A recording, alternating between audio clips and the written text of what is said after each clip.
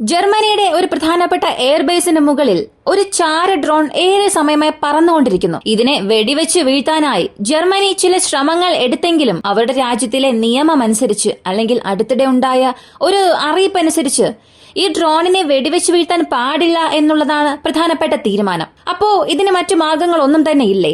Electronic counter measures ഉപയോഗിച്ച് ഇതിനെ നമുക്ക് ഡൗൺ ചെയ്യാൻ സാധിക്കില്ല എന്നൊക്കെ ചോദിച്ചാൽ ജർമ്മനി ഒരുപാട് സമയമായി ഇങ്ങനെ ഡൗൺ ചെയ്യാനും ശ്രമിച്ചു. എന്നാൽ പെട്ടെന്ന് ആ ഡ്രോൺ അവരുടെ കണ്ണുകളിൽ നിന്നും അപ്രത്യക്ഷമായി. ഈ ഡ്രോൺ സ്വിസിംഗ് എന്ന് പറയപ്പെടുന്ന പ്രധാനപ്പെട്ട ജർമ്മനിയുടെ മിലിറ്ററി ബേസിന് മുകളിലാണ് ഏകദേശം 3 മണിക്കൂറിലധികം പറന്നുകൊണ്ടിരുന്നത്. ഈ ഡ്രോൺ പറന്നതിനും റഷ്യയ്ക്കും ബന്ധമുള്ളതായി ജർമ്മനിയുടെ പ്രധാനപ്പെട്ട മീഡിയാസ് പറഞ്ഞു. ഇവർ അതിന്റെ ഒരു മുഴുവൻ റിപ്പോർട്ടും പുറത്തുവിട്ടു.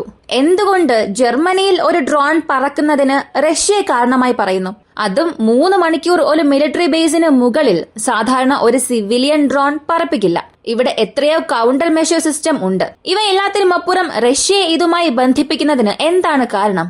ഉക്രൈൻ സൈനികർ ആ ഒരു ബേസിലാണ് പരിശീലനം നടത്തുന്നതായി പറയുന്നു.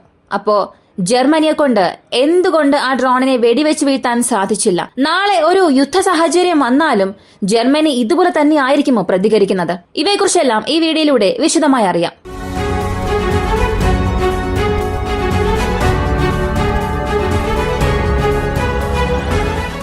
ജർമ്മനി നാറ്റോയിലുള്ള പ്രധാനപ്പെട്ട രാജ്യം മാത്രമല്ല, റഷ്യ ഉക്രൈൻ യുദ്ധത്തിൽ ഉക്രൈന് കൂടുതൽ ആയുധ സഹായം നൽകിയത്, കൂടുതൽ പാട്രിയോട്ട് വ്യോമ പ്രതിരോധ സംവിധാനം നൽകിയ രാജ്യം ജർമ്മനിയാണ്. ഇപ്പോൾ വരെയും ഔദ്യോഗികമായി 4 ബാറ്ററീസ് നൽകിയിട്ടുണ്ട്. പ്രത്യേകം നൽകിയ ലോഞ്ചേഴ്സ്, റഡാർ സ്റ്റേഷൻ ഇവയെല്ലാം ചേർത്ത് 4 യൂണിറ്റിലധികം ഉക്രൈൻ ഇവർ നൽകിയിട്ടുണ്ട്.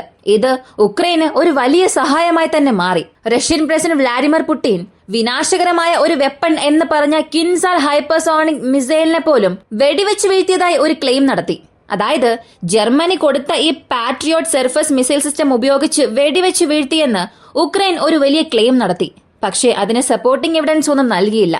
മാത്രമല്ല, റഷ്യയുടെ Su-34 വിമാനങ്ങളെയും ചില Su-35 വിമാനങ്ങളെയും ഇതിനെ വെച്ച് വെടിവെച്ച് വീഴ്ത്തിയതായും ഉക്രൈൻ ഒരു ക്ലെയിം നടത്തി. ഇവയേക്കാൾ വലിയൊരു കാര്യം, കീവിനെ ഒരു ഷീൽഡ് പോലെ ക്രിയേറ്റ് ചെയ്തിട്ടുണ്ട്.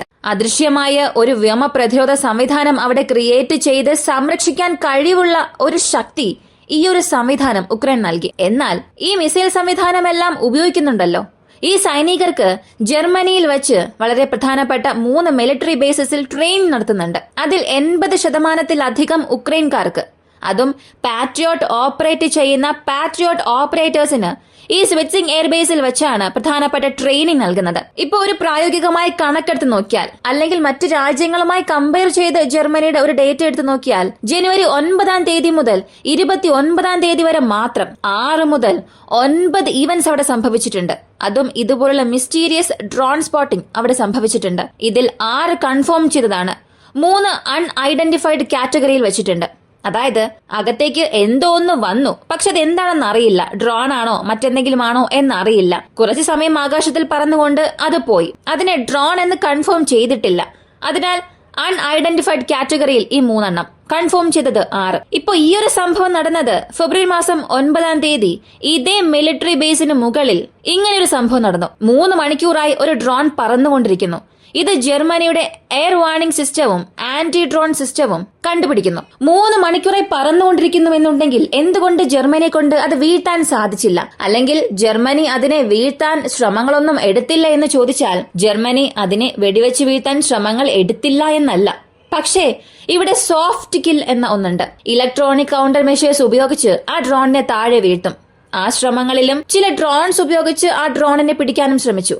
അതായത് നെറ്റ് ഉപയോഗിച്ച് പിടിക്കുക, ഇങ്ങനെയുള്ള ശ്രമങ്ങളും നടത്തി. പക്ഷെ ഇവയിൽ നിന്നെല്ലാം ആ ഡ്രോൺ രക്ഷപ്പെട്ടു. ഇതിലൊരു വലിയ സംശയം ഉണ്ടാക്കിയിരിക്കുന്നത് ഇലക്ട്രോണിക് കൗണ്ടർ മെഷേഴ്സിൽ നിന്നും എങ്ങനെയാണ് ഈ ഡ്രോൺ രക്ഷപ്പെട്ടത് എന്നാണ്. പൊതുവെ എയർബേസസിനെ ചുറ്റിയും എയർപോർട്ട്സിനെ ചുറ്റിയും നോ ഫ്ലൈ സോൺ നൽകിയിട്ടുണ്ടാകും. പ്രധാനമായും ആന്റി ഡ്രോൺ സോൺ നൽകിയിട്ടുണ്ടാകും. ഇവിടങ്ങളിലെല്ലാം ഇതിനകം തന്നെ ECM നൽകിയിട്ടുണ്ട്, ഇലക്ട്രോണിക് കൗണ്ടർ മെഷേഴ്സ്. ഡ്രോണിലേക്ക് വരുന്ന സിഗ്നൽസിനെ ഡിസ്റ്റർബ് ചെയ്യുന്ന ഒരു സാങ്കേതിക വിദ്യ ഉള്ളതുകൊണ്ട് ആ ഒരു പ്രദേശങ്ങളിൽ ഡ്രോൺസിന് നാച്ചുറലായി പറക്കാൻ സാധിക്കില്ല. നിങ്ങൾ ഒരു എയർബേസിന് അടുത്ത് ചെന്ന് ഡ്രോണിനെ ഓപ്പറേറ്റ് ചെയ്യണമെന്ന് ചിന്തിച്ചാൽ കൂടുതൽ സമയവും നിങ്ങളുടെ ഡ്രോൺ ടേക്ക് ഓഫ് ആയില്ല. ടേക്ക് ഓഫ് ആയാലും കൺട്രോൾ നഷ്ടപ്പെട്ട് തൊട്ടെവിടെയെങ്കിലും വീണ് ഡാമേജ് ആകും. അങ്ങനെ ഒരു സോൺ അവിടെ ക്രിയേറ്റ് ചെയ്തിട്ടുണ്ടാകും. അപ്പോ സിവിലിയൻ ഡ്രോൺസിനെ കൊണ്ട് തീർച്ചയായും അവിടെ പറന്നിരിക്കാൻ സാധിക്കില്ല, അതും 3 മണിക്കൂറിലധികം. പിന്നെ എന്തുകൊണ്ട് ജർമ്മനി ഇത് മാത്രം ചെയ്യണം? ഇലക്ട്രോണിക് കൗണ്ടർ മെഷേഴ്സും അല്ലെങ്കിൽ ഇങ്ങനെയുള്ള വലകൾ ഉപയോഗിച്ച് മാത്രം എന്തുകൊണ്ട് അതിനെ വീഴ്ത്താൻ ശ്രമിക്കണം? സാധാരണ താഴെയുള്ള ഗൺസ് ഉപയോഗിച്ചോ ഏതെങ്കിലും മിസൈൽ ഉപയോഗിച്ചും അതിനെ വെടിവെച്ച് വീഴ്ത്താമല്ലോ എന്ന് ചോദിക്കാം. അതിനായിട്ടുള്ള അധികാരമോ അല്ലെങ്കിൽ അതിനായിട്ടുള്ള ഒരു അംഗീകാരമോ ജർമ്മനിയുടെ സർക്കാരിൽ നിന്നും നൽകിയിട്ടുണ്ടോ? അവരുടെ നിയമത്തിൽ അങ്ങനെ ഒരു അംഗീകാരം ഉണ്ടോ എന്ന് ചോദിച്ചാൽ ശരിയായി ഇപ്പോ വരെയും അതിനായിട്ടുള്ള ഒരു അംഗീകാരം ഇല്ല.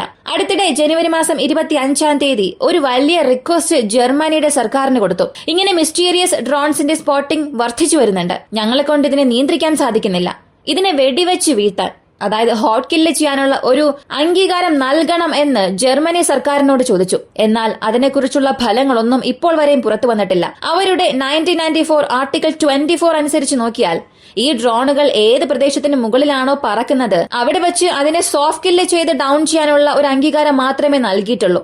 അതല്ലാതെ മറ്റു രീതിയിൽ വീഴ്ത്താനുള്ള യാതൊരു നിയമവും ജർമ്മനി സർക്കാരിനില്ല. ഇപ്പൊ നിങ്ങൾക്കൊരു സംശയം വരാം, നാളെ പെട്ടെന്നൊരു യുദ്ധം വരികയാണ്, പെട്ടെന്നൊരു പ്രശ്നം വരികയാണെങ്കിൽ അപ്പോഴും ഇതുപോലെ തന്നെയാണോ ഇവർ ചെയ്യുക, അല്ലെങ്കിൽ ഇതിൽ എന്തെങ്കിലും ചില മാറ്റങ്ങൾ വരുത്താൻ കഴിയുമോ എന്ന്. ഇപ്പോ നമ്മുടെ ഇന്ത്യയെ സംബന്ധിച്ച് നാളെ സൈനികം സംബന്ധിക്കുന്ന എന്തെങ്കിലും ഒരു എമർജൻസി വരികയാണ്, അല്ലെങ്കിൽ മറ്റെന്തെങ്കിലും ഒരു യുദ്ധം വരികയാണെങ്കിൽ അതിനായിട്ടുള്ള അംഗീകാരമെങ്കിലും ഇവർക്ക് നൽകാൻ കഴിയുമോ എന്ന് ചോദിച്ചാൽ ഇല്ല.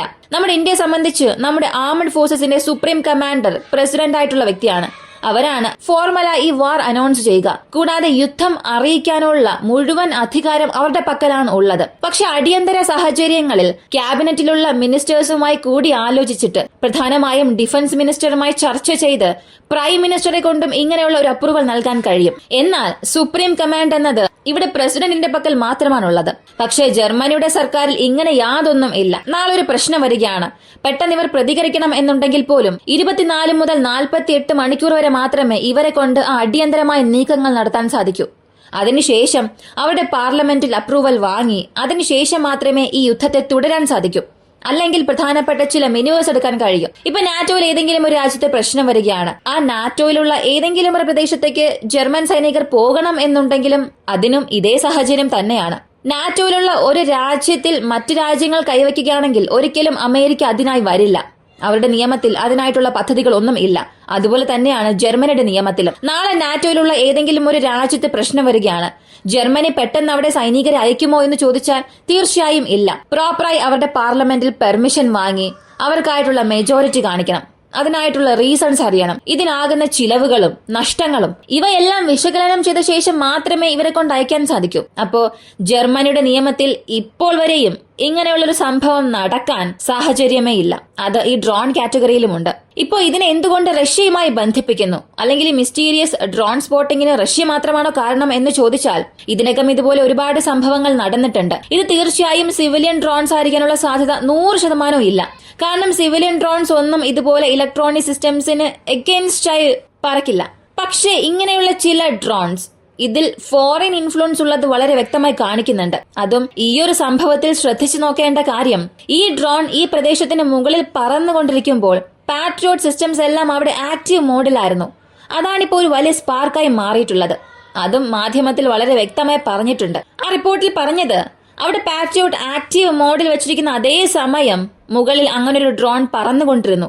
പക്ഷേ നമുക്കിതിൽ പാട്രിയോട്ടിനെ കുറ്റം പറയാൻ സാധിക്കില്ല. പാട്രിയോട്ട് ഡൗൺ ചെയ്യാനുള്ള ശ്രമങ്ങളൊന്നും എടുത്തില്ല എന്നും പറയാൻ സാധിക്കില്ല. കാരണം അവിടെ പാട്രിയോട്ടിന് പെർമിഷൻ നൽകിയാൽ പോലും ജർമ്മനിയുടെ നിയമം അനുസരിച്ച് അതിനെ എൻഗേജ് ചെയ്യാൻ പാടില്ല വിത്ത് ഹോട്ട് കിൽ അപ്രോച്ച്. അതായത് നേരിട്ട് ഒരു മിസൈലിനെ ഉപയോഗിച്ച് അതിനെ വെടിവെച്ച് വീഴ്ത്താൻ സാധിക്കില്ല. ഈ ഒരു സാഹചര്യത്തിൽ മറ്റേതെങ്കിലും രാജ്യം ഉണ്ടായിരുന്നെങ്കിൽ അതിനെ ഡൗൺ ചെയ്യാനുള്ള മുഴുവൻ സ്വാതന്ത്ര്യവും മുഴുവൻ അവകാശവും അവർക്കുണ്ടാകുമായിരുന്നു. ഇപ്പൊ നമ്മൾ ഓരോ രാജ്യത്തിനെ കുറിച്ചും ഓരോ രീതിയിലായിരിക്കും ചിന്തിക്കുന്നത്. ഈ രാജ്യം ഇങ്ങനെയാണ്, ഈ രാജ്യം ടെക്നോളജിക്കലി വളരെ അപ്ഗ്രേഡഡ് ആണ്, അപ്പോ അവരുടെ നിയമവും അതിനനുസരിച്ചായിരിക്കും എന്നൊക്കെ. പക്ഷേ ഓരോ രാജ്യത്തിനുള്ളിലെ സംഭവങ്ങൾ എടുത്തു നോക്കുമ്പോഴാണ് നമ്മൾ വിചാരിച്ചതൊന്നുമല്ല സത്യം എന്ന് മനസ്സിലാക്കുന്നത്. ഇത് കേൾക്കാൻ വിചിത്രമായൊരു കാര്യം പോലെ തോന്നിയാലും ഇതാണ് ജർമ്മനിയുടെ ഒരു അവസ്ഥ. അവരുടെ മിലിറ്ററി ഇൻസ്റ്റാളേഷൻസിന് മുകളിൽ ഒരു ഡ്രോൺ പറന്നാൽ പോലും അവരെ കൊണ്ട് വെടിവെച്ച് വീഴ്ത്താൻ സാധിക്കില്ല. ഇപ്പോഴത്തേക്ക് അതിനായിട്ടുള്ള ഒരു നിയമം അവരുടെ പക്കൽ ഇല്ല. ഈ ഒരു വീഡിയോയെ കുറിച്ചുള്ള നിങ്ങളുടെ അഭിപ്രായം എന്താണ്? ഈ ഡ്രോൺ റഷ്യ അയച്ചില്ലെങ്കിൽ മറ്റാരയച്ചിട്ടുണ്ടാകും? ഇതിനുള്ള മറുപടി നിങ്ങൾക്ക് അറിയാമെങ്കിൽ കമന്റിൽ പറയുക. ഇങ്ങനെയുള്ള വീഡിയോസ് കാണാൻ താല്പര്യമുള്ളവരാണ് നിങ്ങളെങ്കിൽ ഇപ്പോൾ തന്നെ നമ്മുടെ ചാനൽ സബ്സ്ക്രൈബ് ചെയ്യുക. മറ്റൊരു വീഡിയോയുമായി വീണ്ടും കാണാം.